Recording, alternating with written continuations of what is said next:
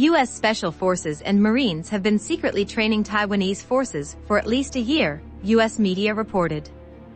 A U.S. Special Operations Unit and a contingent of Marines have been secretly operating in Taiwan to train military forces there, the Wall Street Journal reported, citing unnamed American officials, adding the deployment is part of efforts to shore up the island's defenses as concern regarding potential Chinese aggression mounts.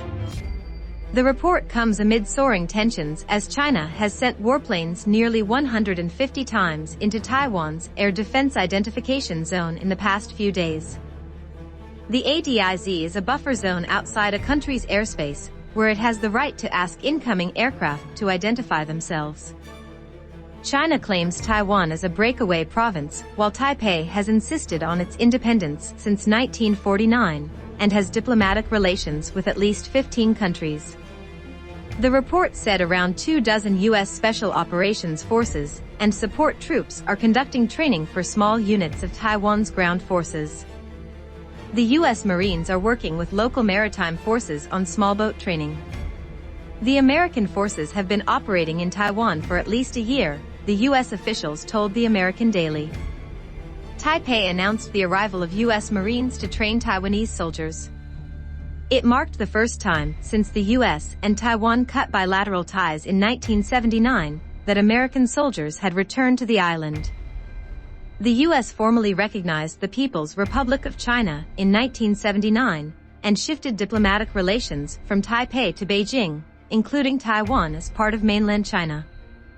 Taiwan's Naval Command had said a contingent of U.S. Marine raiders arrived at the invitation of Taiwan's military to train Taiwanese troops for 4 weeks starting November 11 last year.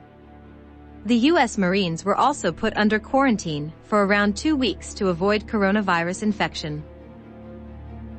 American soldiers would train their Taiwanese counterparts in assault boat and speedboat infiltration operations at the Soaring naval base in the port city of Kaohsiung in southern Taiwan. The U.S. Special Operations deployment is a sign of concern within the Pentagon over Taiwan's tactical capabilities in light of Beijing's years-long military buildup and recent threatening moves against the island, said the Wall Street Journal. Chiu Kuching, Taiwan's defense minister and a former military general, warned that China would be able to launch a full-scale attack on Taiwan with minimal losses by 2025. Under the previous U.S. administration of Donald Trump, the U.S. sold billions of dollars worth of arms to Taipei to bolster Taiwan's defense against Chinese aggression. Taiwan identifies as a sovereign nation, but it is officially recognized by China, the United Nations, and the U.S. as part of the One China policy. The Chinese Foreign Ministry claimed that U.S. National Security Advisor Jake Sullivan emphasized U.S. adherence to the One China policy in talks. But a statement released by the White House said Sullivan raised a number of areas where we have concern with the PRC actions, including in the South China Sea. Mr. Sullivan made clear that we will continue to invest in our own national strength and work closely with our allies and partners, the statement added. China has repeatedly condemned Taiwanese independence and has said it will take the island back by force, a threat U.S. security officials have warned could happen within the next 6 years.